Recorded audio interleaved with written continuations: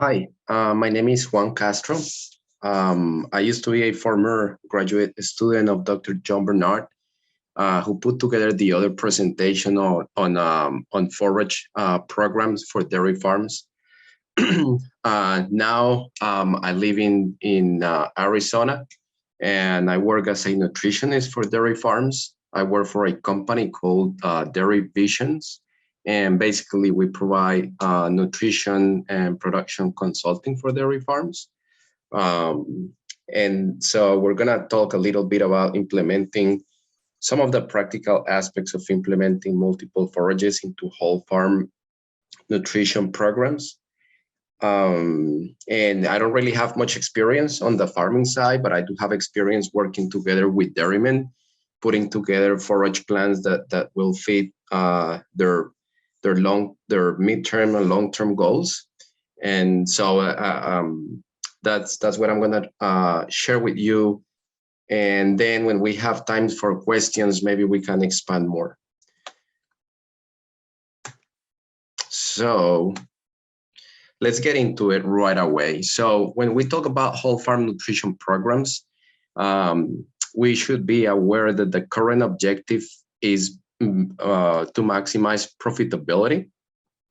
And if we can agree on that, then we can define the maximal farm profit in terms of the question of what combination of crops will maximize profit for that farm. When in regards to the dairy farm, I would argue that the question that we're trying to answer to maximize profitability is what combination of forage and feeds will maximize the profits. And then if we want to know the profitability of the full system, we would simply add whatever the measure is of profit for the farm and for the dairy operation. Now, there is a challenge with this in practice, because it's pricing can be inaccurate due mainly to two factors. The main one is a knowledge gap in assessing forage value.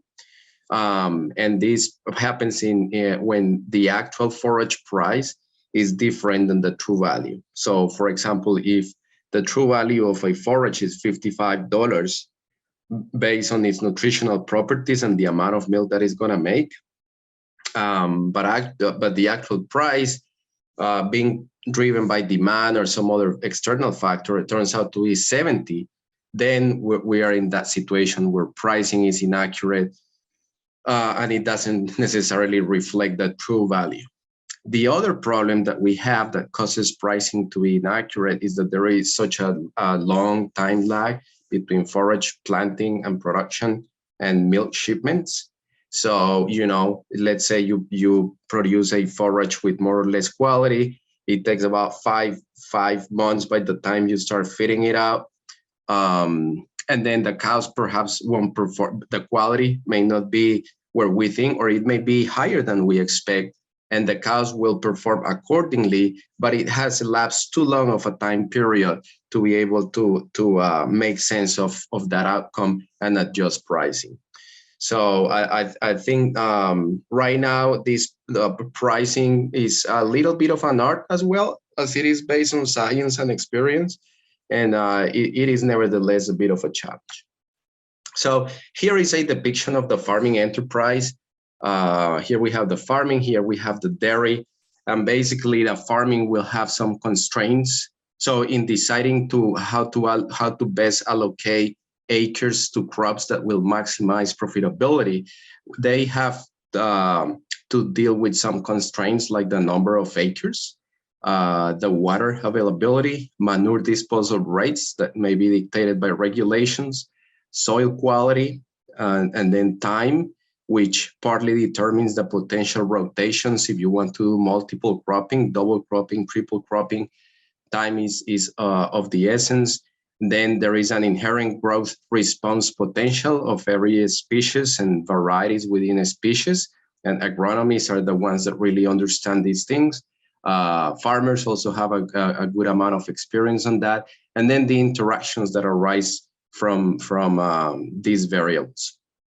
So when they apply inputs like water, nutrients, and capital based on soil quality and the distribution of those soils, and hence the way in which farmers allocate crops to their acreage, they will get a response. They will produce a given amount of forages, and some of that is going to be directed towards farms. Some of that may be, like in the case of Arizona, sold for exports, alfalfa hay sold for export, or retail alfalfa hay for a growing, especially horses in Arizona are demanding more and more. So then once these forages, and so their bottom line will be affected by the efficiency with which these inputs are used, right? And then depending on market prices for feeds and forages, that will determine the farm revenue. Once these forages are sold to the dairy enterprise, they will be allocated to either milk cows or dry stock. And I suspect that the partition will be about 65-35%. Then these forages will be fed, especially to the milk cows. Milk is about 95% or more of revenue for an operation. And these between commodities and byproducts and forages, they will be used with those nutrients will be used with certain efficiency, and that will determine the net milk component yield for the dairy. Once these get sold at a given price that are that are determined by supply and demand and regulated by the Federal Milk Marketing Order, they will have the revenue. And then by the usage so usage from intakes and prices, they will have a feed cost. And when we subtract feed costs from revenue, that determines the income over feed cost. So this is conceptually what it looks like. In practice, this is what it looks like. This is from last week, actually. Some of our clients were planning out for this year and next. And so you can see here, for example, they have allocated 3 fields right here to corn, and then they have allocated another 3 fields to oats, following up with fall corn in a double cropping system. Here they have some corn following with sorghum, and so on and so forth. But basically, the manager, the general manager, the farmer, the farming supervisor, with the input of their agronomists, all of these people with lots of experience, they basically sit down, they consider water availability, soil quality, etc., and they allocate the crops to the acres, or the acres to the crops, and hopefully they will be able to come close to maximum profitability. So here we see this was next to the pictures. Where they are, this is their final outcome when they make these decisions. They were allocating a total of 4,859 acres, and they split that into 7 different, 1, 2, 3, 4, 5, 6, 7, 8, 9 different types of crops.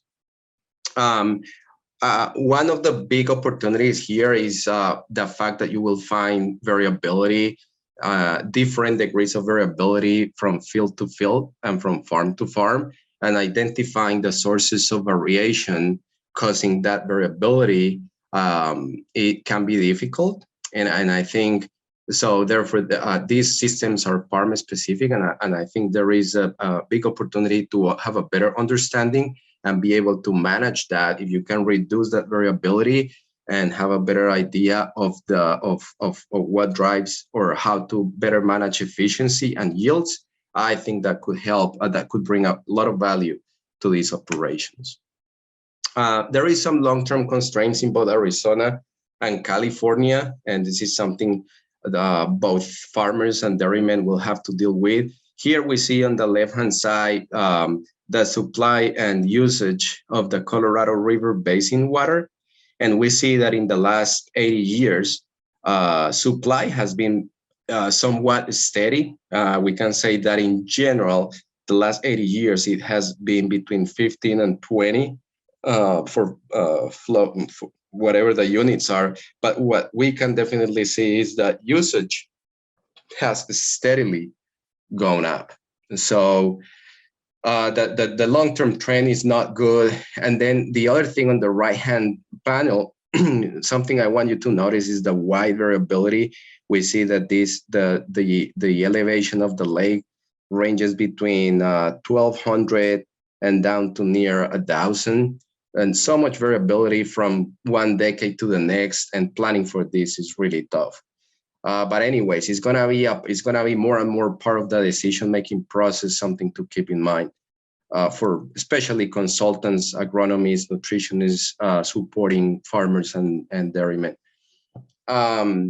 More in the along the same lines, we will see we have even more variability coming from market prices for feeds.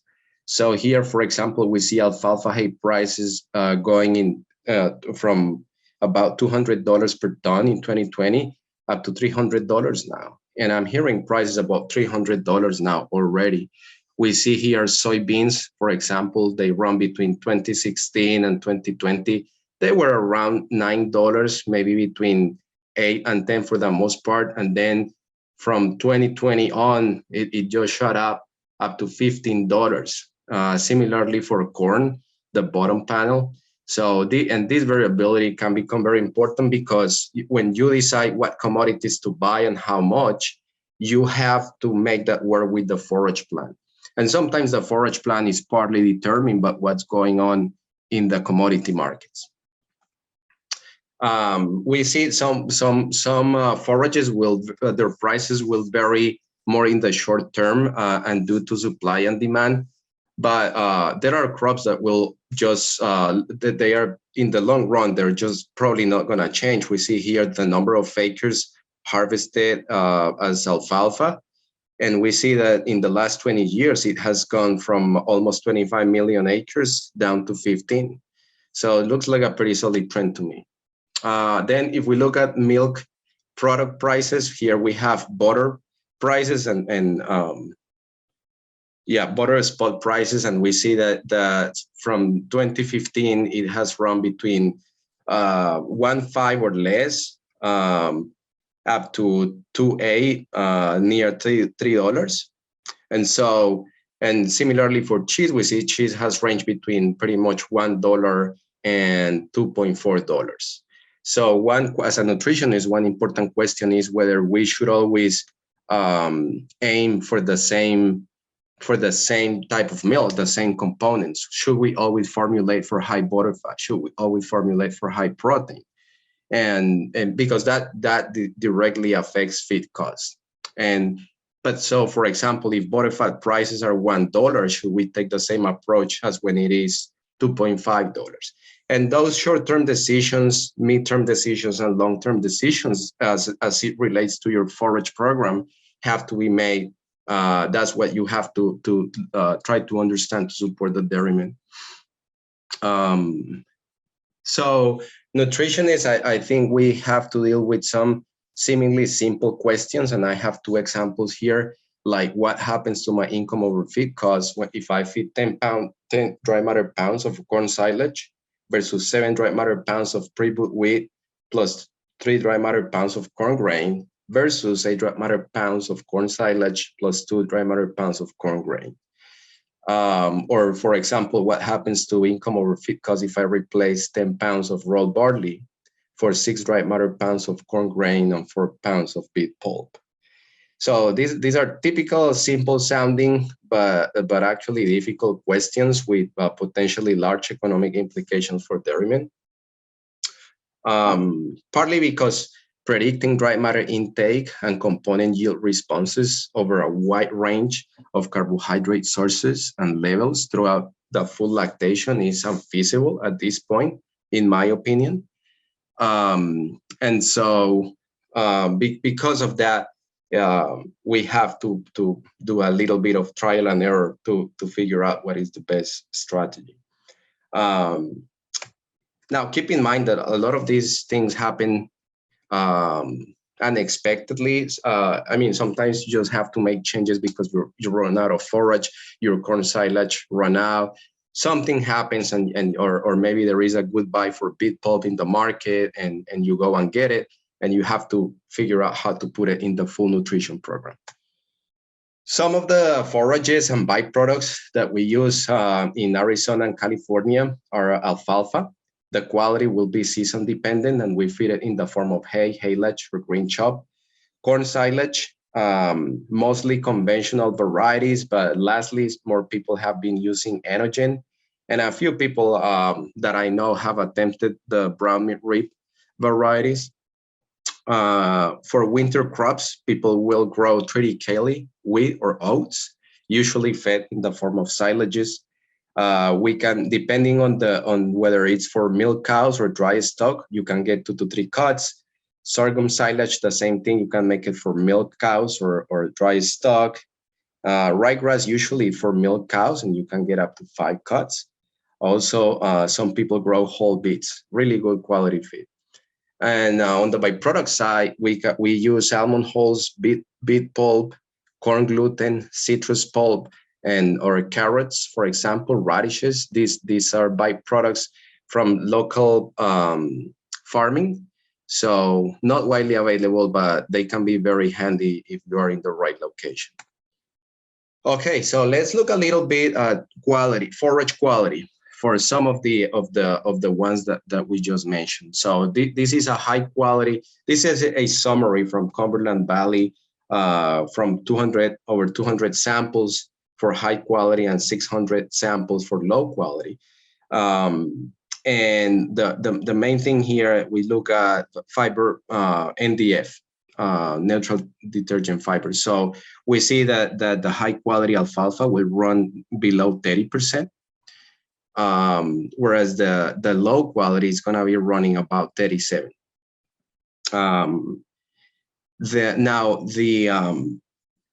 That one very useful metric of quality in alfalfa is relative feed value. And we see that the high quality runs 221, ranges between 200 and 241, versus the low quality will average about 164 and range between 130. It says 194, but probably this is still a small sample. Usually it's 130 to 170. Right now, we would be talking prices between 220 to 250 for high quality, versus 160 to 180 in the lower quality. We see that this is a 25% difference in price. I would like to highlight that in the West, alfalfa pricing, and probably in the Midwest and the East Coast as well, I don't know, but alfalfa pricing seems more sophisticated to me, as it is based on quality as measured by relative feed value, or relative feed value in Arizona, or TDN in California. I think the other crops are still not there. There is just a flat price per ton, and that mostly depends on supply and demand. When we look at corn silage, I would like to compare the West corn silages versus the Midwest corn silages. And one thing that if we look at fiber, we look at fiber digestibility is somewhat similar, but the one thing that really differs is the starch.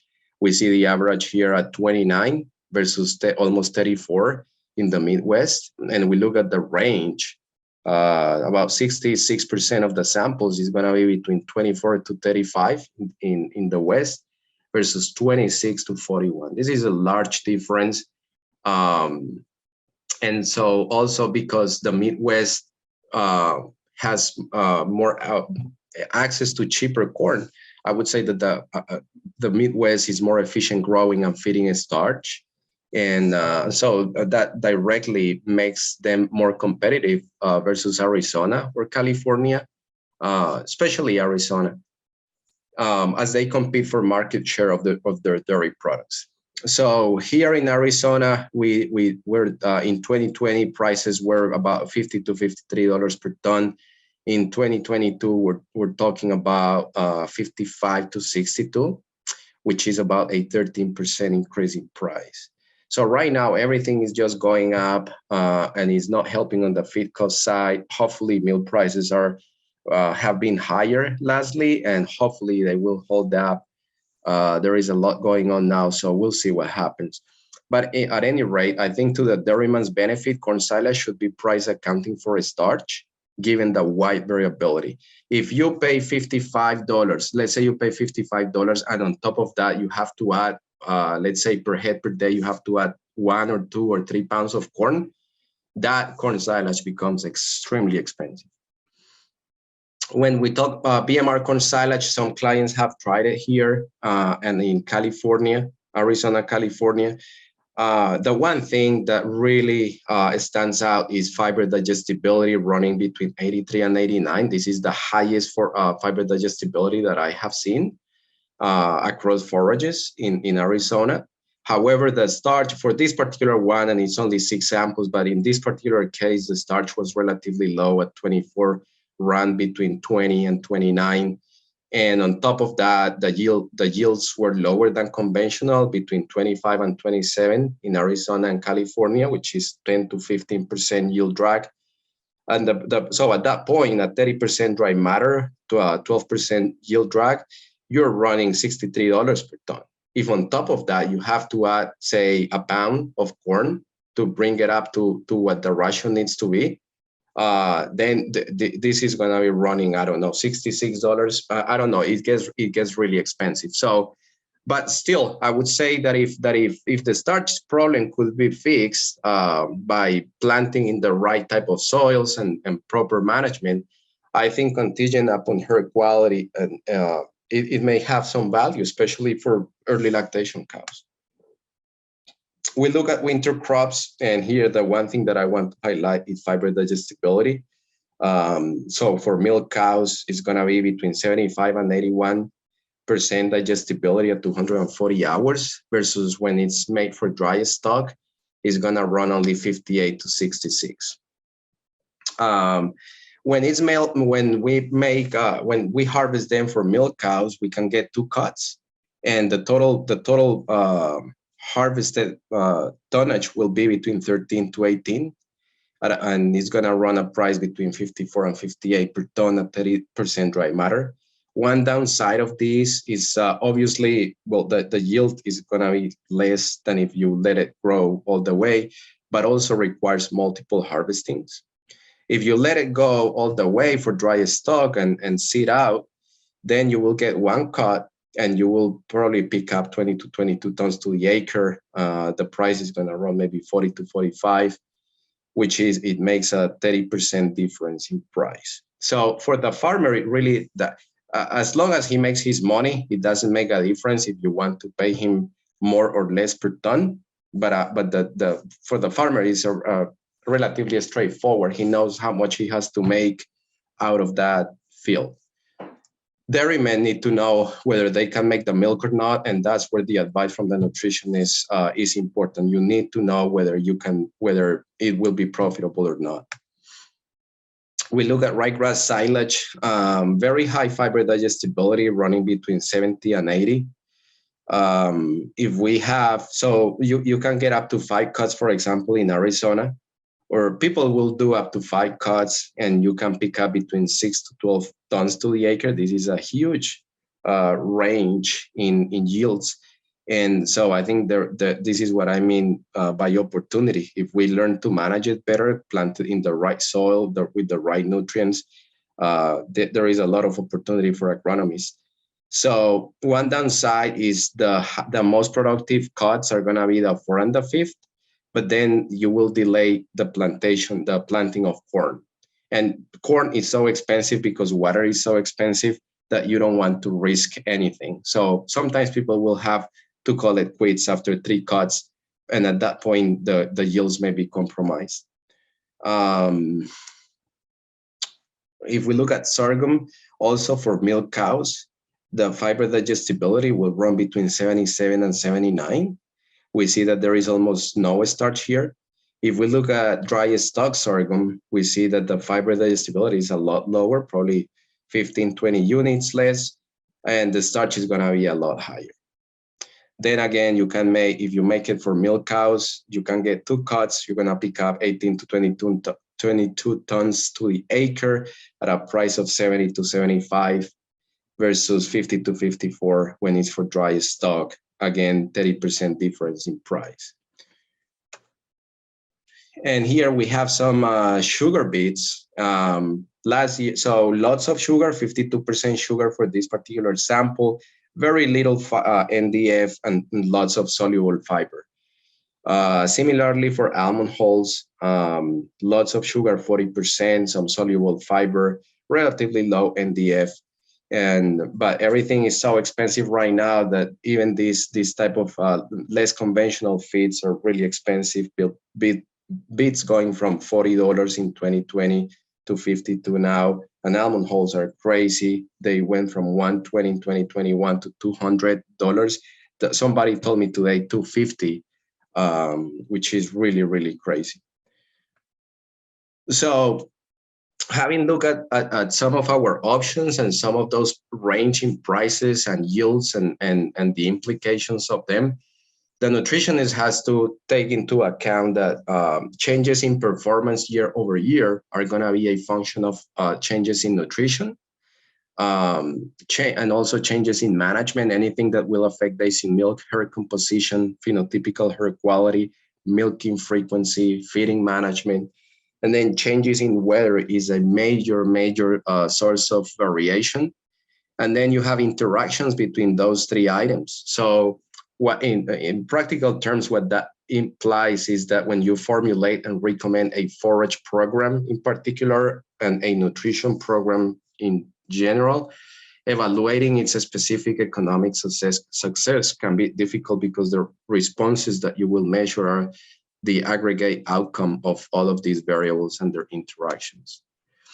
So to be more specific, how as nutritionists, we try to tackle the objective of maximizing profitability.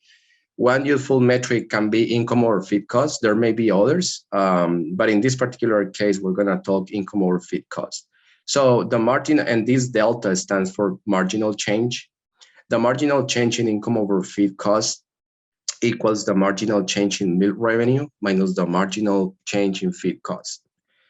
The marginal and then marginal change of milk revenue is nothing else than the marginal change in milk components yield and times their price, minus the marginal change in nutrient intake times the nutrient cost.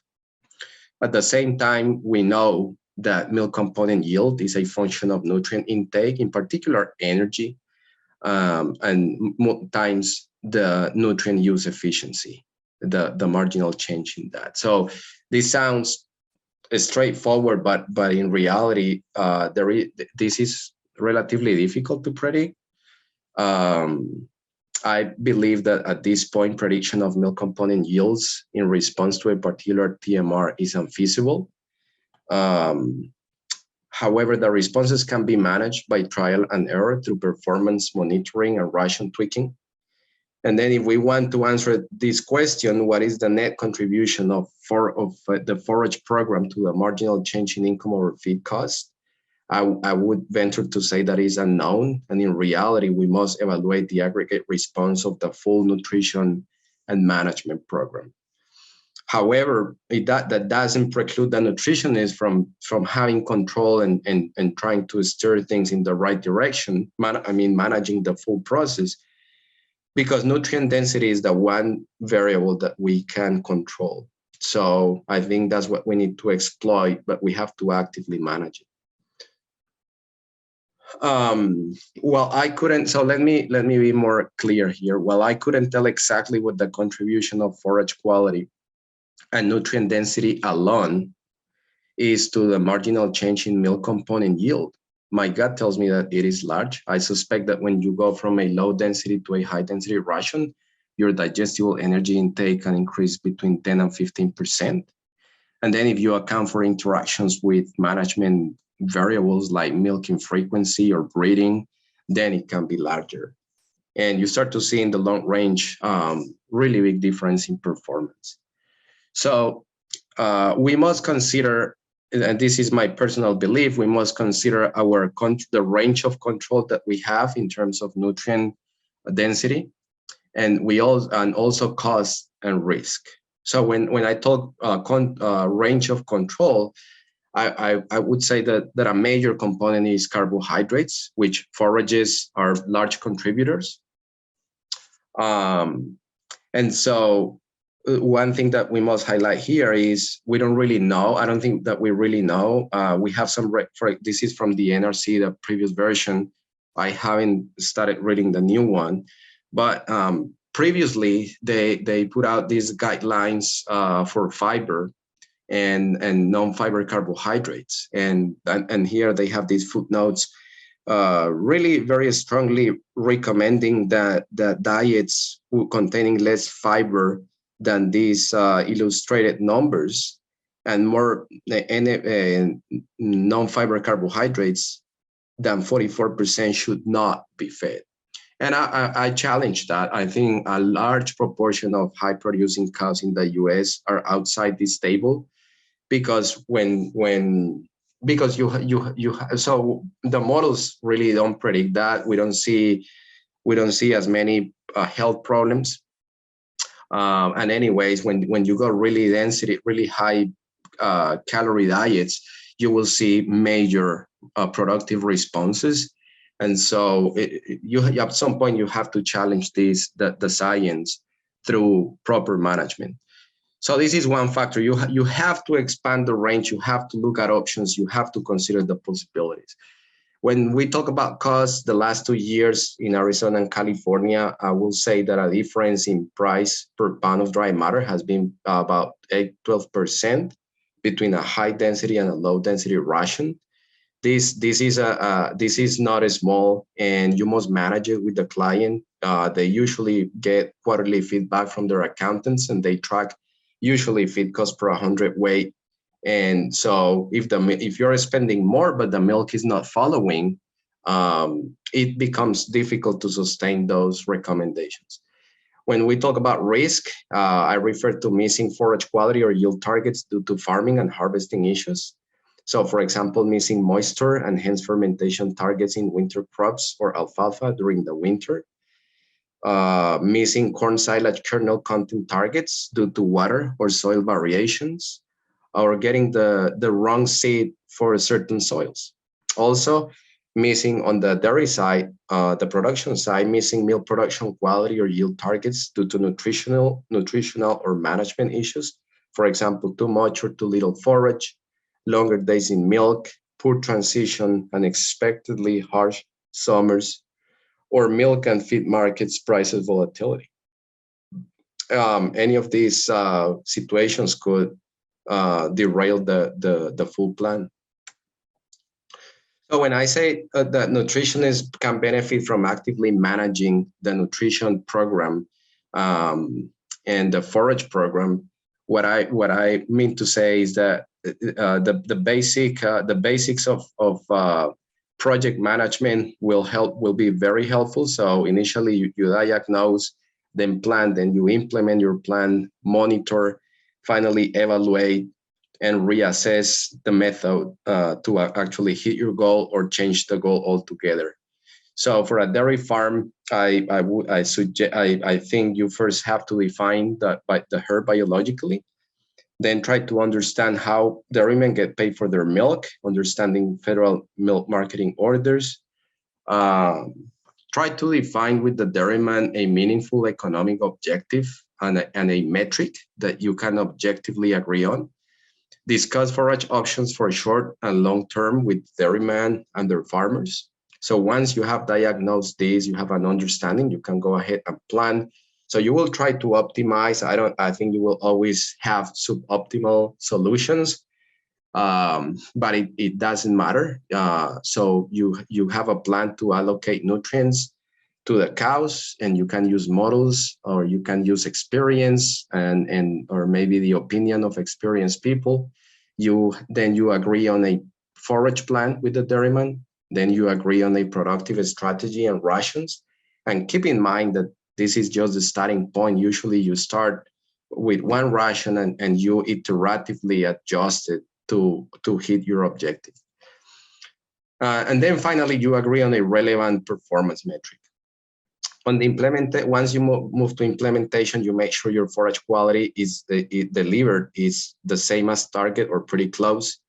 You make sure that the ration compliance is adequate. You make sure that, for example, moisture testing is right on the money. This is something that can vary a lot, and many times people don't pay attention to. And then feeding management is super critical. It has to be right on. Finally, monitoring. We have to make sure and be checking, making sure performance is intakes, milk component yields and efficiencies are on target. And as long as this is on target, if it's not on target, then what you do is you adjust the ration. You go back here and you adjust the ration and you make sure that you're on target. Finally, you evaluate the success or failure to hit the economic target. And if you didn't, then you have to understand why and then move forward with a new plan. Let's briefly discuss a couple examples here on how to properly implement, how to properly devise, implement, and evaluate a forage and a nutrition program in commercial dairies. So we're going to discuss two examples. One is a Jersey example, another one is a Holstein example in Arizona. So let's look at this one first.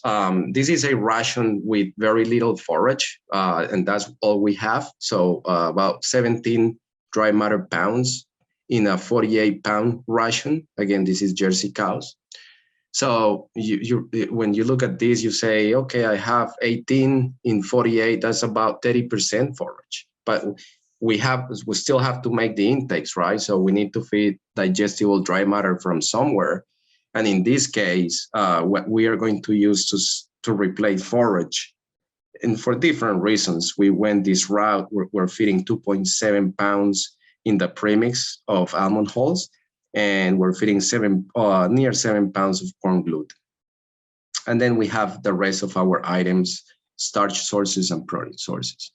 But the one important item here is we look at forage NDF running below 15. So you can see this number isn't even in the guidelines from the NRC.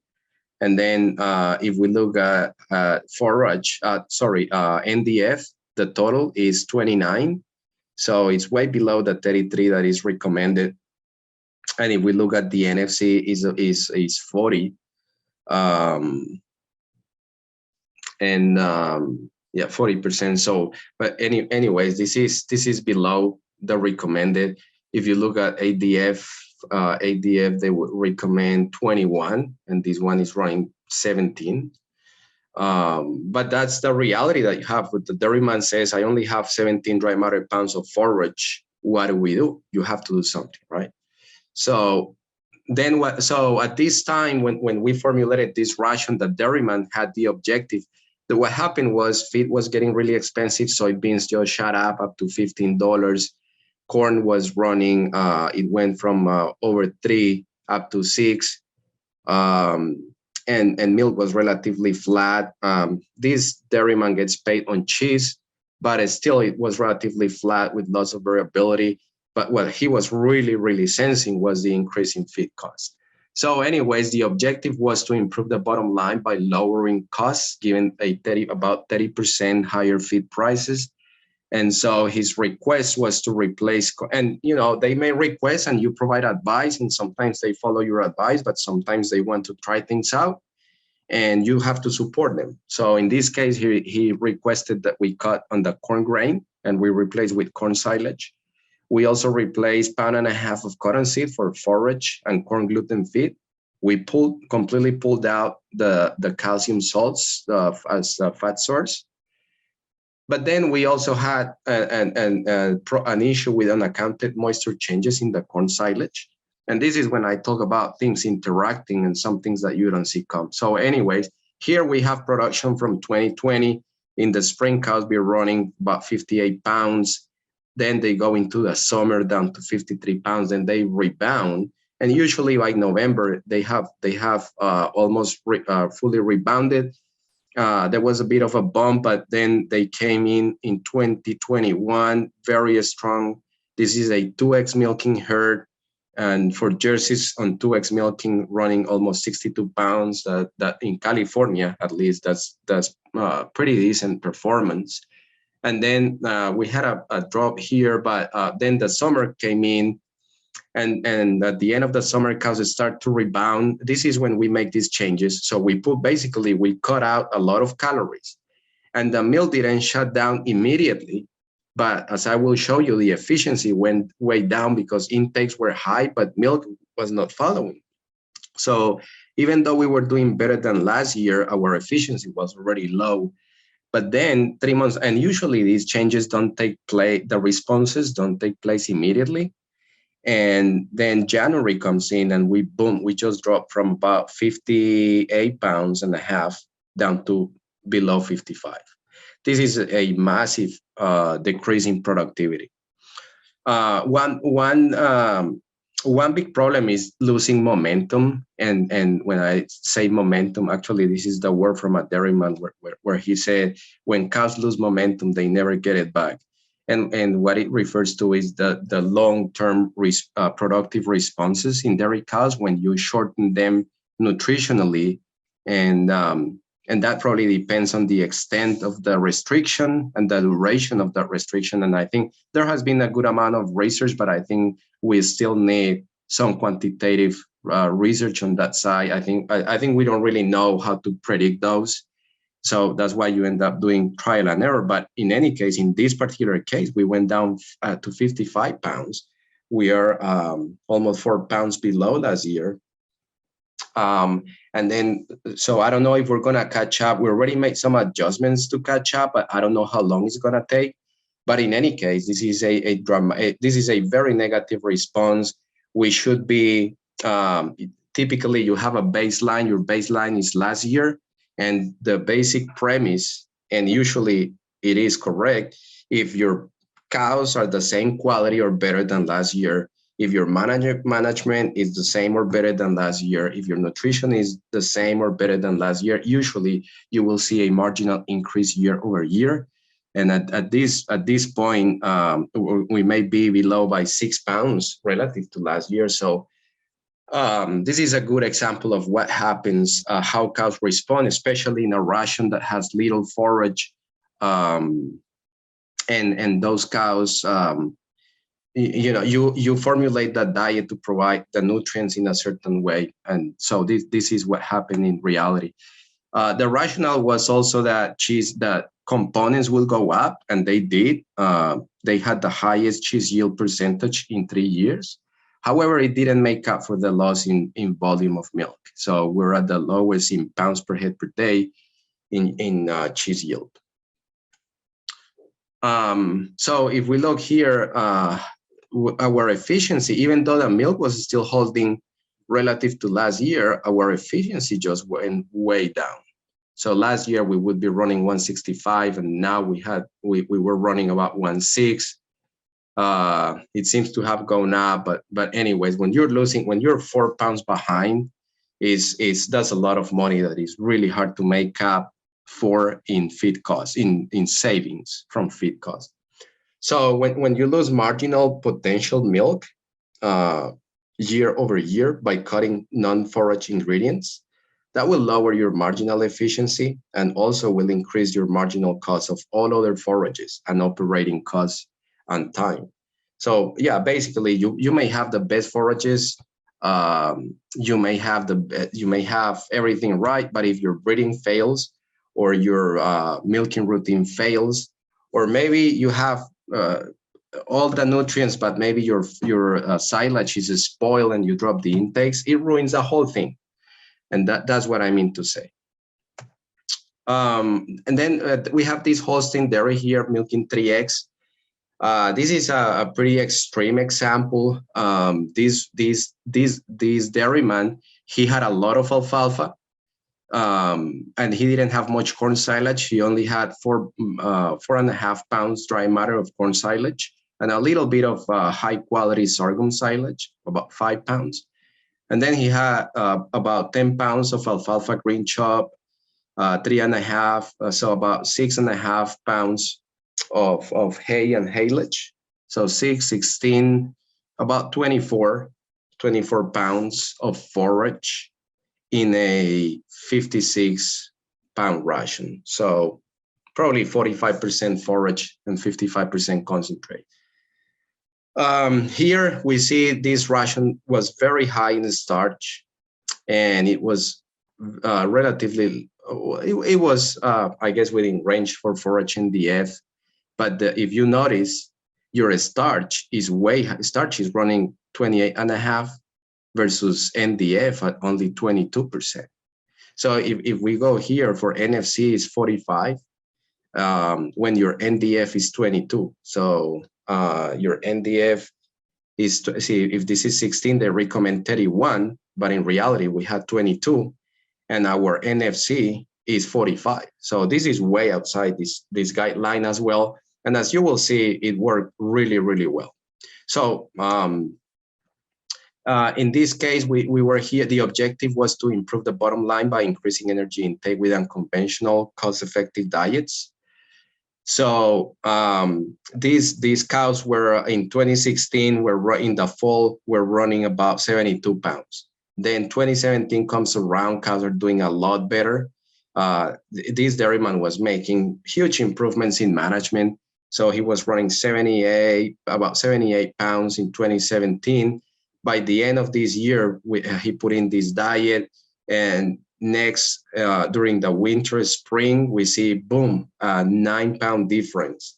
And obviously, this is not nutrition. This is just a compounded effect.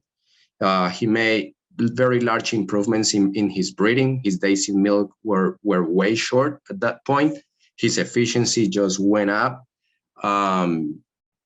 And so if you have if the herd is in the right condition and you provide a ration that is non-limiting, the cows will be able to better express their genetic potential. So really good response here. The reason that he made these changes, or notice that at the time of those changes, corn, soy, prices were relatively low, but milk was also relatively low. So it doesn't matter if it is cheap, if milk is also dirt cheap. So at any rate, you need high efficiency. When we look at his components, you say, oh, that's a bummer. The butterfat dropped from 365 to 342. So he lost about 0.23 units of butterfat. And this is psychologically challenging for nutritionists because you don't like to see low butterfat. It just doesn't feel right, even if economically it's good. But in this case, we lost 0.23 units, but because of the higher milk production, he made about 14 pounds more, which if butterfat was $2, we're talking 29 cents. Now, this rationale may not apply if butterfat was $4, which probably it will never be. Never say never, but that is what I'm saying is if milk component prices change, your decisions as how you feed the cows may have to change too. And so another outcome, and I didn't mention, but this was a 3x milking Holstein herd. So as a result of more milk and the same or lower intakes, his efficiency went up. And you can see here how when everything is together, your efficiency just keeps going up. So in fall of 2016, he was running 1.4. Then 2017, he was running probably 148. And then 2018, he was 5% more efficient. He was running 154 or so. So if we had strictly followed the NRC guidelines, huge margins would be left on the table. I believe that you have to leverage the managerial excellence of dairymen to challenge the science. And the reason that I am making repeated reference to the guidelines from the NRC is because your forage program is at the heart of or those guidelines will be at the heart of your nutrition program and your forage program. When you go for forage quality and forage supply per head per day, you have to think, how do I maximize intake? Should I maximize digestible dry matter intake? Some people argue that that's the wrong rationale, and in my experience, it's not. But anyways, all of these things are together, and I think excellent when dairymen are excellent managers, that just give you a huge advantage to try things out. Just because it's hard to predict doesn't mean that you cannot try things out and see what works. In conclusion, we have whole farm forage programs that are complex enterprises with biological and economic components. There is lots of variation and many moving parts. The goal is to, as a result, this is hard to predict. The goal is to maximize profitability. So we must understand markets and animal responses. But because long-range prediction is very difficult, I would say that short-term responses are hard to predict, and long-term responses are even harder, very hard to predict. We need to rely more real-time management. I think that's a better solution as of now. So basically, you have to have critical conversations with the dairymen, the farmers, and other people that you trust. Kill bad ideas through that process, find failures ASAP, and move on to the next best plan. Implementation, monitoring. So, we were talking feed banks, forage testing, all of those things, doing your homework, monitoring production, and then evaluating the economic outcomes of your forage and nutrition program are the king. I don't think ideas, I don't think your philosophy on the initial rations are as important. They are, but they are not as important, because you will always have the opportunity, as long as you're doing your homework, you have the opportunity to reiterate multiple times until you find the right path to your objective. So full management cycle of forage and nutrition programs relies completely on trust and effective communication between dairymen, farmers, and consultants. But this requires keeping a score for every forage and feed program we try. So I think pushing for transparency and having good records and a desire to be self-critical and enabling your clients to be critical of you, I think is a good path to progress. Well, with this, I leave you, and I will be happy to take questions when we have the opportunity to meet online. Thank you so much for your time, and looking forward to meeting you. Thank you.